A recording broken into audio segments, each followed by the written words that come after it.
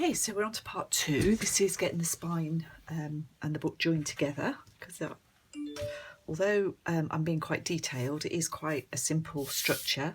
I have done a coat of acrylic spray on both of these, which seems to work fine. To measure for the spine, I just put my pieces roughly together like this. That's how they're going to fit together, with about a 1/4 inch gap between the spine and the covers.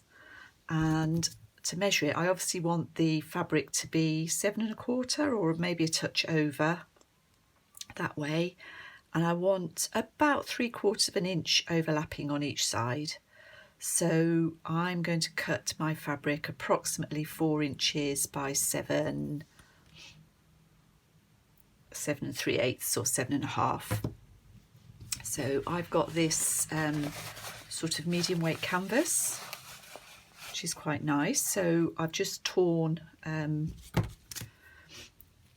so that it's just over 7 1/4, and then I've gone here to 4, just made a little snip, and then I've torn the piece. So I've ended up, and I've done that twice, I'll show you why I've done it twice in a minute. I've ended up with 2 pieces like this. This isn't, to my mind, quite the right colour for the spine, so I've got this fabric which picks up the pinky shades of this paper. So I quite often do these spines 2 layers anyway. So the first thing I'm going to do is put these pieces together, and I'm going to do that initially by just using a little bit of Fabri-Tac, not much, but I just want to make sure that when I stitch, because I'm going to be stitching this, it doesn't move too much. So I'm just putting a very light, it'll be fine on the canvas, but I don't want it to come through onto the cotton too much. The odd bit wouldn't hurt, but not too much.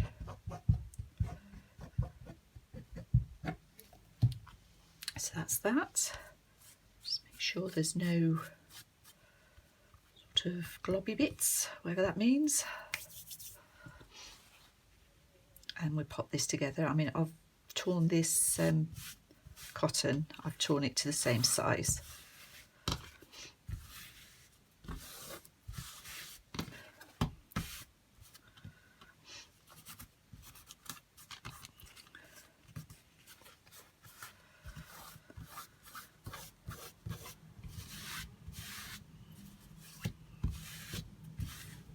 Okay, so the next thing I'm going to do is stitch around this, and I'm going to do a zigzag across the bottom and straight stitch up the sides.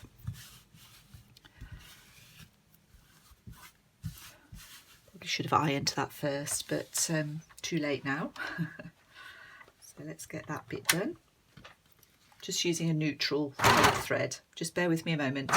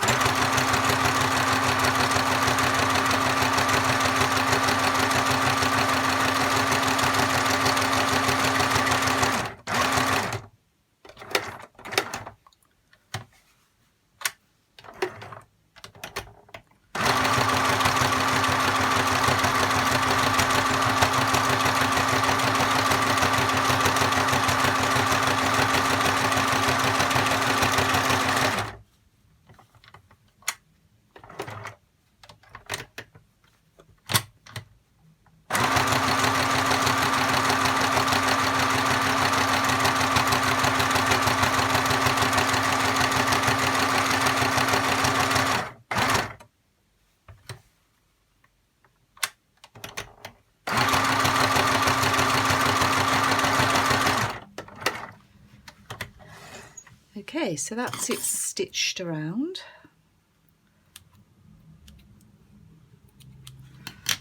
I'm slightly less than straight at the top, but I'm not too worried about that.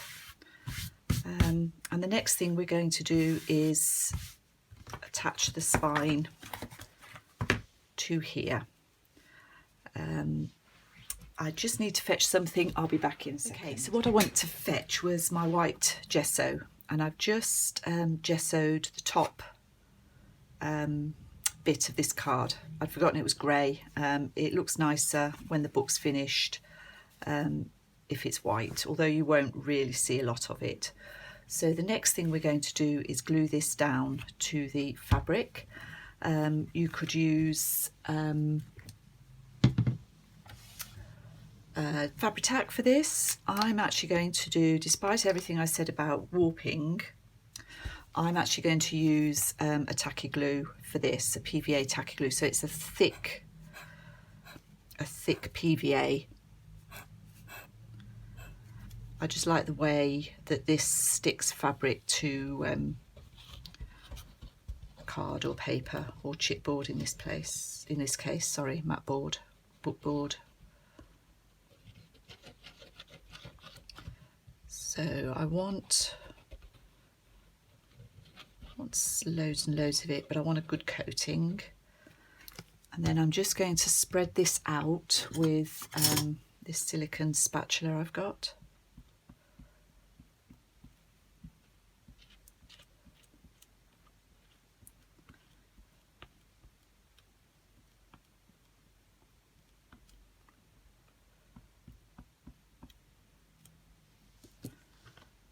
And then I'm going to pop this pretty centrally, hopefully, on here. You could mark it, but I'm just in it by eye. And gluing that down.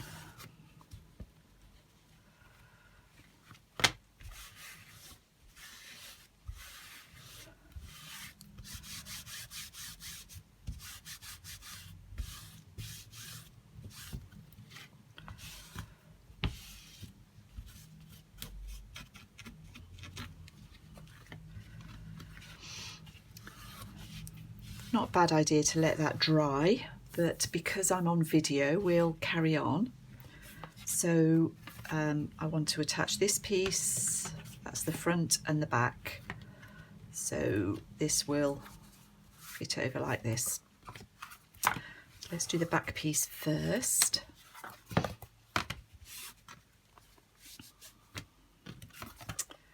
And I think the best way to do this, in my opinion, is to put some glue along this edge.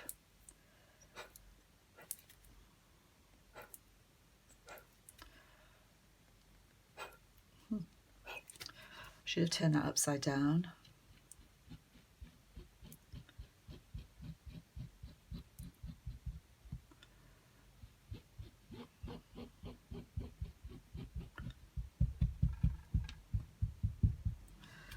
And then along this edge of the back.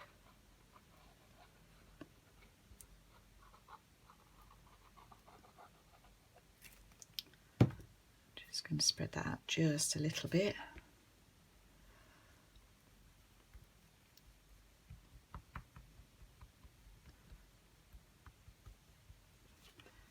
Okay, should be the right way up.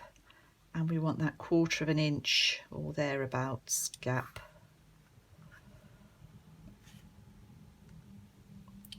Just line that up with the top and bottom there of your spine piece.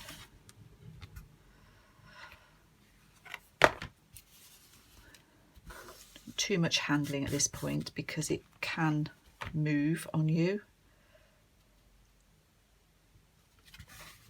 Okay, let's do the same for this side.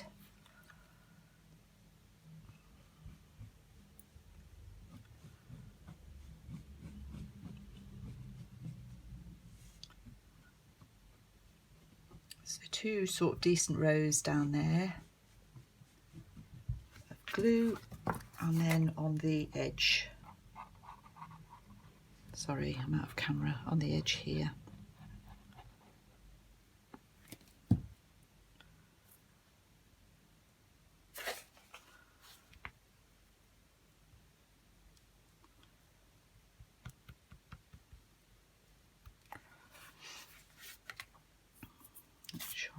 glue on here.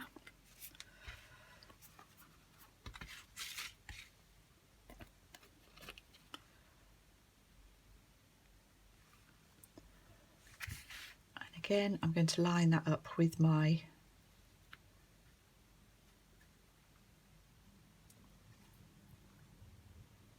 spine piece.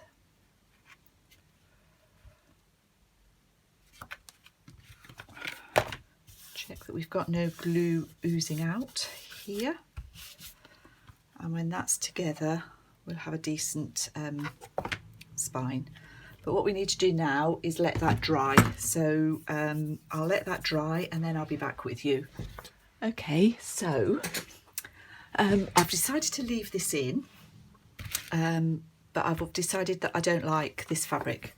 I don't like the way it's puckered, and I don't like this yellowy bit. Now it's on, it doesn't pick up enough of this pink.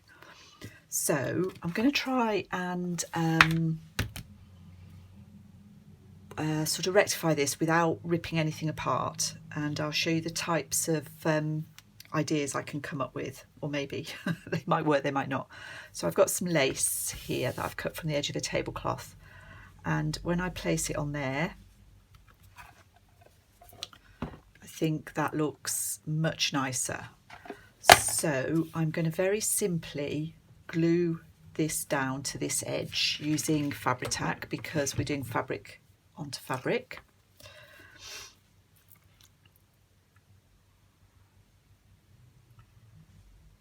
So I'm just putting the Fabri-Tac where the thicker sort of bit of crochet is. I think this is crocheted lace.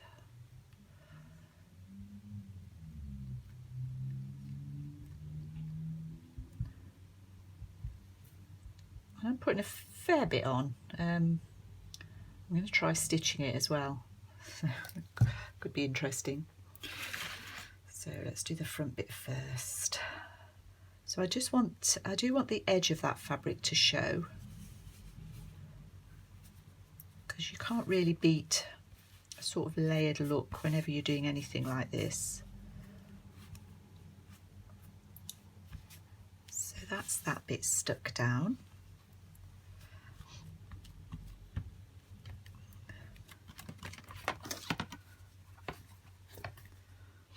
And that looks really nice, I think.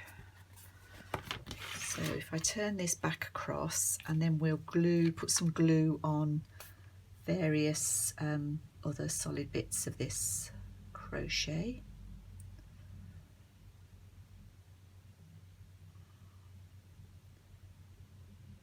I'm going to be covering quite a lot of this up when I eventually finish the spine, so I'm not too fussed about this at the moment. And I will show you that later, obviously.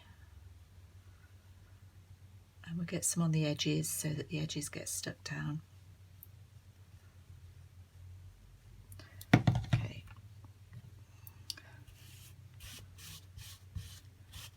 And I'm just spreading that out so that we get nice even. Okay, so that won't take long to dry, and that should give a pretty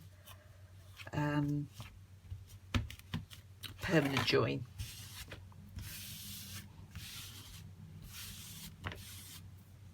And then if we do the other side, luckily I'd got just enough, whoops, that way around. And we're just going to do exactly the same on this side. Some little bits there I want to cut off. Okay. So let's just check that we've got, that's the right side.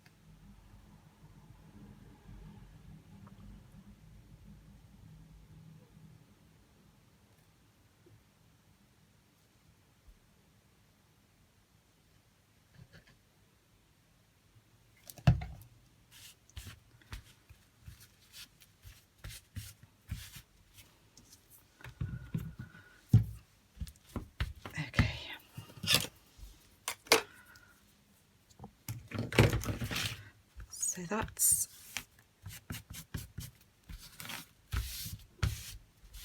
a different sort of spine, but a much better one. And then we can put something over here to cover this, which I'll come back to. So what I want to do now,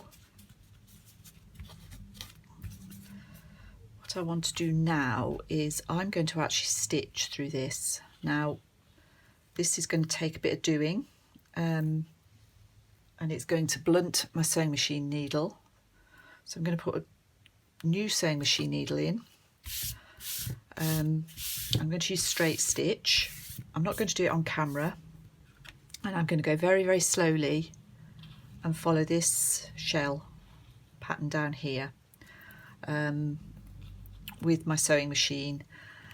It's got to get through quite a thick card, but it's relatively soft card, so I think it will handle it. But please don't do this if you've got a sewing machine that you're that is precious to you. I'm using this little almost like a toy sewing machine, so let me have a go at that and then I'll come back to you. Well, it worked better than I thought, although I did have to resort to my beautiful Bernina sewing machine. So I was very scared. Sorry, I'm just moving it a bit. So I was very scared, but it did work beautifully, actually. And you can see the inside there, but that we will mostly cover that up. So that's sort of secured everything. So I'm quite pleased about that. And it also means that when I come to do the spine here, we can stitch over that as well. And I'm probably going to do that before I line this in a bit. And what I've chosen to do on the inside of the spine is the other piece of canvas that I originally tore, which was 7 1/4 by 4. I've cut the torn edges off, and we're going to glue that to the inside here, just to neaten that up and add more strength. And then there'll be a paper cover over here.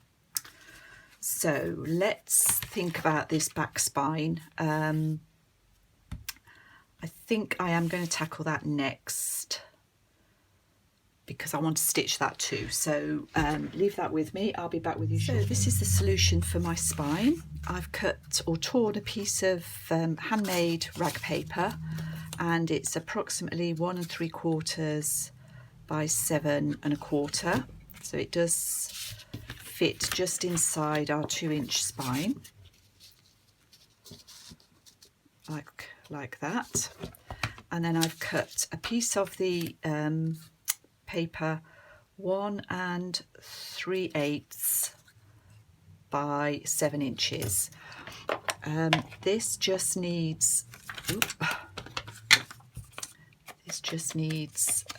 the edges not inkling, but just the white taking off the very outside edge. Okay,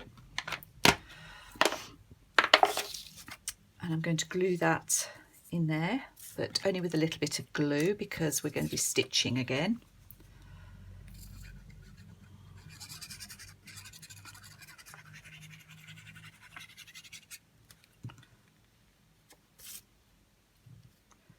So approximately centering that. And then what I'm going to do is go back to my sewing machine. I'm going to straight stitch round this edge on here. Then I'm going to glue this into the center here. And I'm going to do this. And I'm going to stitch with my sewing machine through all the layers round this white or off-white rag paper. So I'm going off to go and do that. Before, I'm going to stitch this first, this in a bit, then I will put a bit of fabric glue on there just to tack that down before I stitch around the outer edge. So let me go and do that and then I'll be back. So I hope I've come back in the right spot. I got a bit muddled there, but basically I've been and stitched around the inner bit, then I've stuck it down and I've stitched around this edge, and you can see on here. had to do it again at the top. I'd gone slightly wayward at the top, but I don't think that matters. We perhaps could put a tassel or something on there to cover that up. So what this has done, because I've raced ahead and got ahead of myself, because I was getting overexcited about correcting my fault, this is all finished now. So normally with this type of journal, I would attach my signatures. I'd put this on, glue it on and glue it into these grooves and down here, and then I would stitch my signatures through all the layers right through, so that you would see the wax thread on the back, and then I would put this piece over to cover that up, or not. Sometimes I'll leave them showing. But because I've done it this way, we're now going to have to do a hidden spine, which is fine. Slightly more complicated, but not excessively. We will still be using this piece of canvas, and I will come back next and show you how I go about choosing and cutting my papers. Thank you for watching.